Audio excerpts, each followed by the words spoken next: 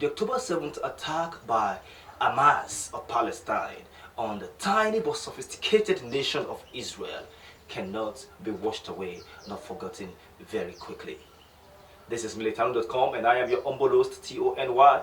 In Militano.com we discuss wars and international relations and the toys used in them. In today's video we're going to be discussing one of the reasons why the attack on Israel and then the subsequent attack by Israel on Palestine actually happened, which is the planned Ben Gurion Canal. The planned Ben Gurion Canal. Now, Ben Gurion was the first Prime Minister of Israel, and then he planned that Israel should have their own canal. Because at that time you had just one canal, which is the Suez Canal.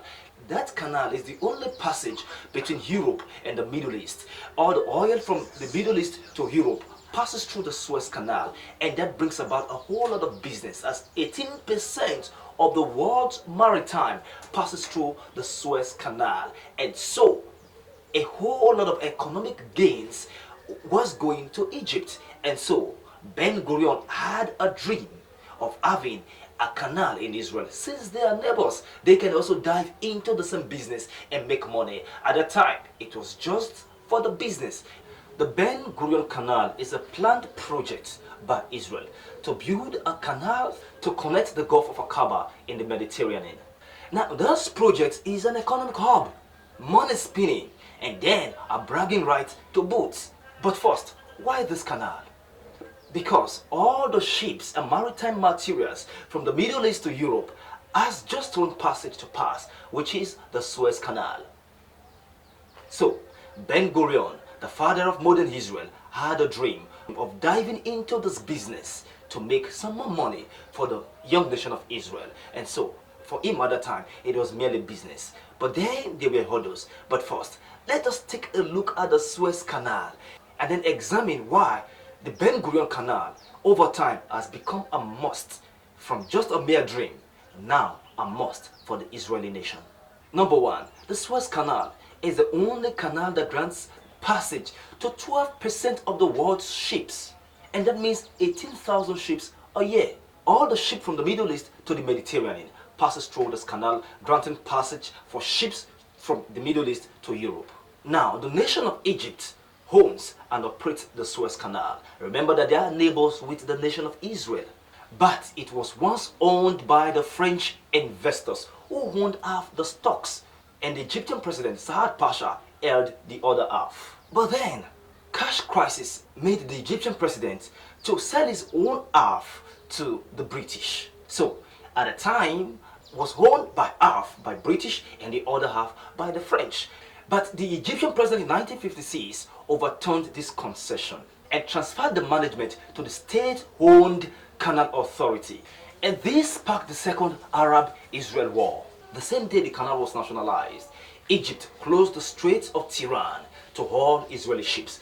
This made both Israel, France, and Britain to attack Egypt.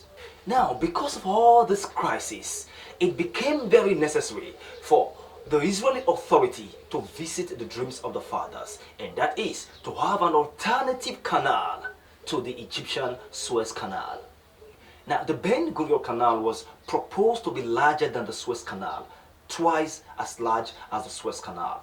While the Suez Canal is 193.3 kilometers, the Ben Gurion Canal was proposed to be 292.9 kilometers. And this would cost the nation of Israel roughly $55 billion to build.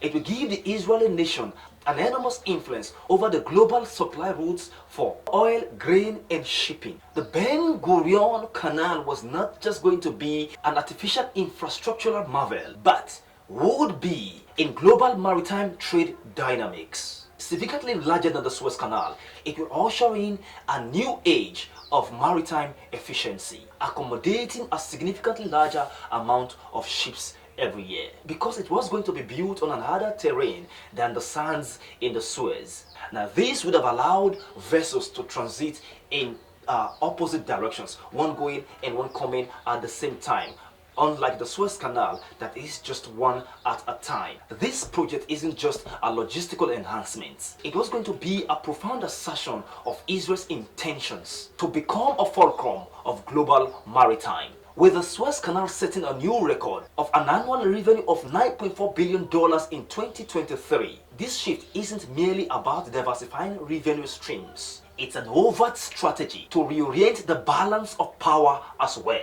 But the only thing stopping this project as it stands today are the Palestinians in Gaza.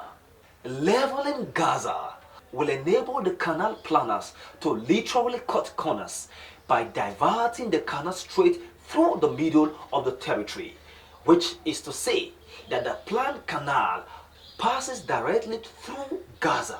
So you see, the war going on today in Gaza may have a long political and a cultural gridlock, but today it is more of economy, because the world will always follow the money, and that, my friends, is the glory of capitalism. So this is going to be a long haul. The first stage has been achieved. The IDF has occupied Gaza and a whole lot of Gazans have fled. What will be the next stage? This is Militano.com and I am your Obolus, Tony.